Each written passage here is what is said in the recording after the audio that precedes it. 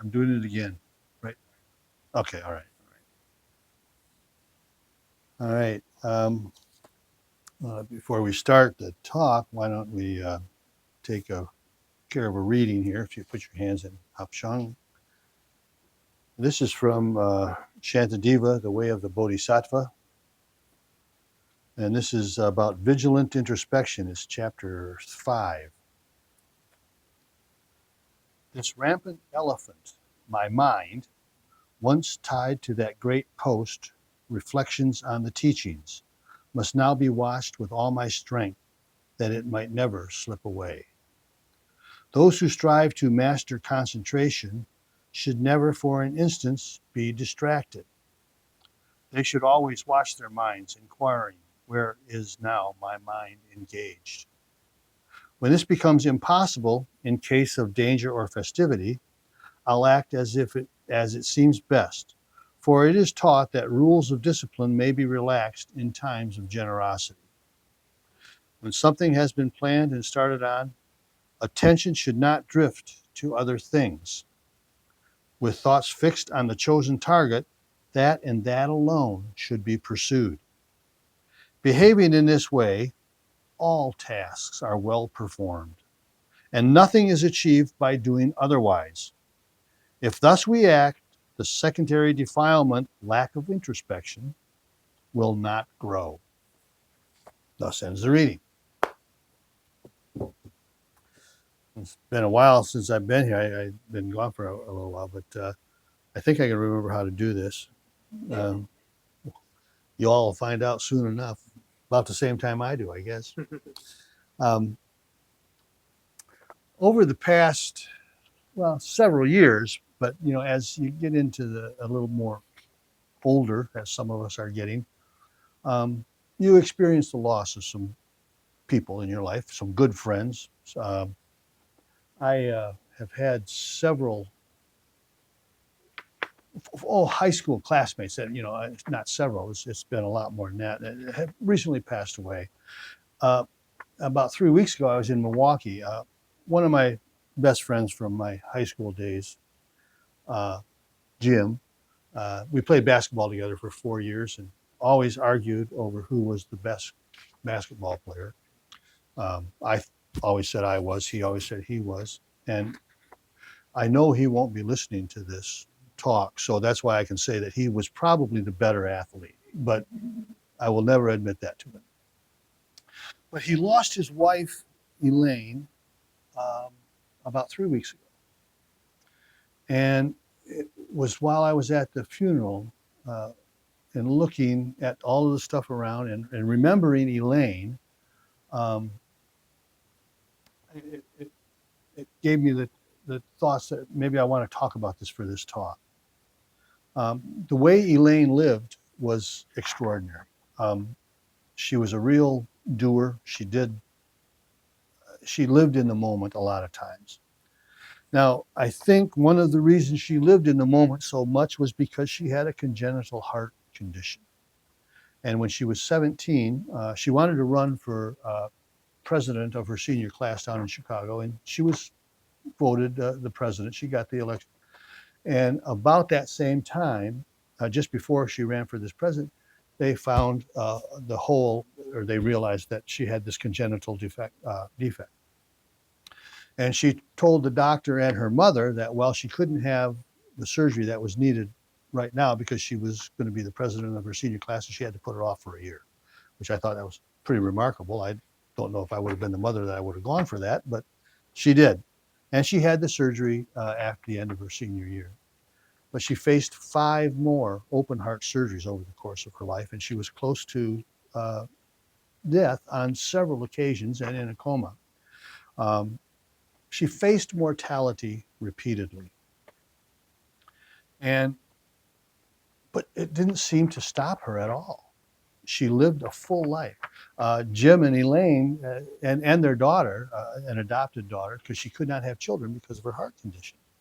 In fact, she did lose a child because of the heart condition that when she was 6 months pregnant. They moved to Ecuador or Uruguay, I forget where it was, for a year just to do it. That's the kind of life they lived. And she really grabbed a hold of life and lived it. And I, I was so impressed with her. Then I saw, while at the funeral, I saw a picture of her when she was just an infant, just this little, maybe 1 year old, smiling, cuter than a button. And then another picture that came up on the screen was 74 years later, and that smile was still there, that person was still there. But it struck me very profoundly that for Elaine, all of her moments were over. They ended. Now you may think, and you may believe, and that there's another life goes on after this life, and that would be fine. And I agree that it could be the way it is. But for her life in this lifetime, it was over. At the same time, I felt this. I also felt like Elaine lived so many moments with this mindful awareness all the time that her life was so rich. She was a woman, much like Shinmyo, who went to these women marches in Washington. She was very active in her politics and lived that caring life for everybody. Now, she lived all these moments with mindful awareness that made her life rich. To me, as look at from my perception, now maybe it was, maybe it wasn't. But the realization that my moments will also be over kind of hit me in the face a little bit too. And my moments may be over soon. We don't know. We just don't know. I hope it's not soon, but we'll see. I thought about Elaine, and if I could emulate her zest for life or her loving moment of life just for this moment, I thought, well, my life would be better. And now there was a sadness at her passing. I was sad for my friend Jim. But there was also this feeling that Elaine really nailed it with her life. She nailed it. She did it well. And I was thinking that how much more aware I am of the day's individual moments since I started this meditation journey. But most of the time, if I'm honest with myself, I'm kind of running on autopilot. And many of us are. We run on autopilot. I've heard it said, and I've said this before here, so if I'm repeating myself to you, please forgive me, but we have anywhere from 60 to 80,000 thoughts in a day. I don't know who figured that out, but somebody who's supposed to know that stuff wrote it in a book. But 90% of all those thoughts are repeats. We repeat the same thing over and over and over. And when we find out that we can attach to this moment and live it fully, that stuff goes away. I find myself ruminating on something or other, and rumination is never good. Rumination about the past is never good, because ruminating, by definition, brings some negative aspects with it, and you're always thinking something negative or how you've not done something you should have done. It's just not good to ruminate. Now, memories are fine. Rumination is different. So how do I get these individual moments in the day into my psyche, into my awareness? Well, the first thing you do is you meditate. You meditate with regularity. And what you find if you meditate with regularity, after you're done meditating and you're walking out to the car or something, you're noticing things. So the more you meditate, the more you notice. So that's a good thing. Now, when you're truly in the present moment, the past and the future will not be a source of suffering. What has happened has already happened, and what will happen is yet to be, and it doesn't exist right now. Attachment to the past and the future will cause suffering because we're fabricating events that do not exist. They don't exist. They're not real. They're illusions. The now is here. This exists. When you're simply in the moment, you're practicing letting go and letting be, especially the letting go. When you know how to let go of the past, your suffering is much, much reduced. When you're unable to let go, you relive the moments of suffering over and over and over, or worry over and over again.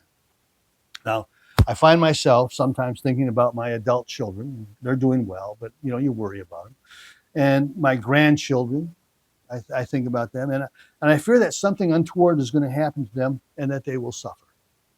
And it takes up a lot of thought, and I think about it actually kind of more than I think I do think about it. But that's simply fear in me manifesting as worry. Now, there will be suffering in their lives because part of life is suffering. That's the first noble truth. The first noble truth is life is suffering. And the first noble truth is true, I think. You probably think it's true. Now, when I project into the future about something negative happening to those I love, I'm not in the present moment. And again, I'm fabricating something that doesn't exist. I'm practicing letting go. I'm practicing letting that crap go when I meditate. And that keeps bringing me back to the moment. Carrying that mindful awareness into the present moment becomes easier the more I engage with formal meditation. So I would encourage you to formally use your meditation. But try to catch yourself during the day when you're not meditating, being aware of right here, right now, right now. Do not take the day for granted. There's only one moment in your life, and that's this moment right here. Now, Thich Nhat Hanh and some of the other writers whom we read can say it much more eloquently than I can, so bear with me while I do some of the reading from some of the pithy statements that these folks have made. But it's from Thich Nhat Hanh. He says, fear keeps us focused on the past or worried about the future. If we can acknowledge our fear, we can realize that right now we are okay. Right now, today, we're still alive. Our bodies are working marvelously, not as well as they used to maybe, but still working very marvelously. Our eyes can still see the beautiful sky. Our ears can still hear the voices of our loved ones. And Thich Nhat Hanh says the best way to touch the present moment is with mindfulness. With mindfulness, you can establish yourself in the present in order to touch the wonders of life that are available in this moment. And there are wonders of life in the moment all over the place. All you have to do is realize it. For most of us, for me certainly, I have shelter, I have food, I have family, I have friends, I have loved ones. I have all that right now. So when I live right now here, I'm enjoying all of that. And I'm not suffering about worrying about what might or might not be or what was that's now over. Life is found only in the present moment. This is still Thich Nhat Hanh. Life is found only in the present moment. We rush about, but we're not at one with what we're doing. We are not at peace. Our body is here, but our mind is somewhere else, in the past or the future, possessed by anger, frustration, hopes, desires, and dreams. And where our body is possessed with this anger, we are anger. It's not that we're angry, we are anger. Anger is present. Or frustration, or happiness, or peace. True happiness is found within. We've all heard that before, and we can cultivate it by being present in this moment. Thich Nhat Hanh also says, if you abandon the present moment, you cannot live the moments of your daily life deeply. So if you want to experience deeply the life that you're living, be there for it right here, right now. Usually people have a tendency to be caught in worries concerning the future or regret concerning the past. There is some kind of energy that is pushing them to run, and they are not able to establish themselves in the present moment. Too much going on in their mind. Many of us are running all of our lives. Practice stopping. That's what Thich Nhat Hanh recommends, practice stopping, which we do when we meditate. We stop. We let it go. It is possible to live here and now happily. So many conditions of happiness are available. More than enough for you to be happy right now. You don't have to run into the future to get more out of life. Are you using your time to worry, or are you using your time to live? You can make that choice. Now, in Lion's Roar, I thought this was really a good comment too by Thich Nhat Hanh. It says, spiritual practice is not just sitting and meditating. Practice is looking, thinking, touching, drinking, eating, walking, talking. Every act, every breath and every step can be practice, and it can help us become ourselves more fully. All rituals are nothing if they are empty of the energy of mindfulness and concentration.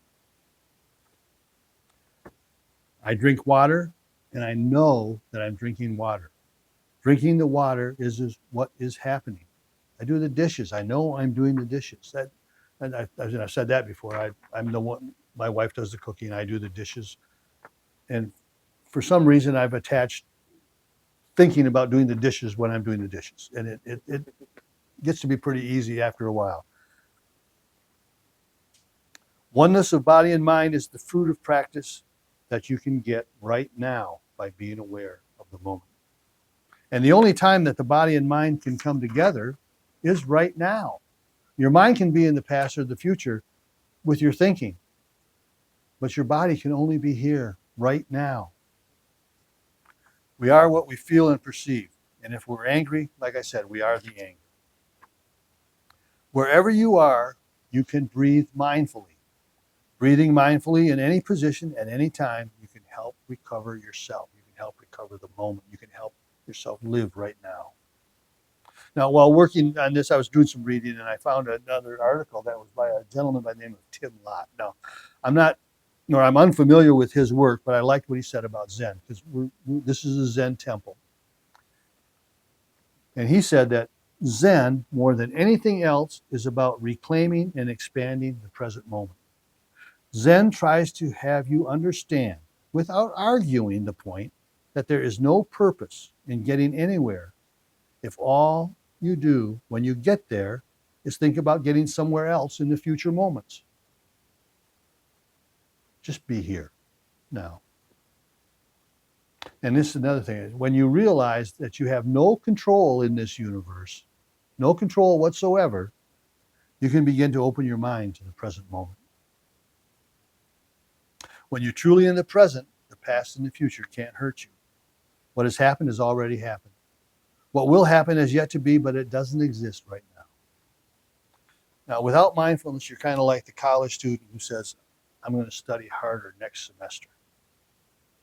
No, you won't. I did that repeatedly when I was a student in college. Next semester, I'm going to nail this son of a gun. And that semester was pretty much like the previous semester. Kind of like the alcoholic who says, tomorrow, I'm going to stop drinking. No, you won't. Most likely, you won't stop tomorrow or the next day. Unless you stop today, right now, in this moment, you're probably not going to stop. You're probably not going to change anything. I'd like to close now with just what the Buddha said, our great teacher. He said, do not dwell in the past. Do not dream of the future. Concentrate the mind on this present moment. Thank you.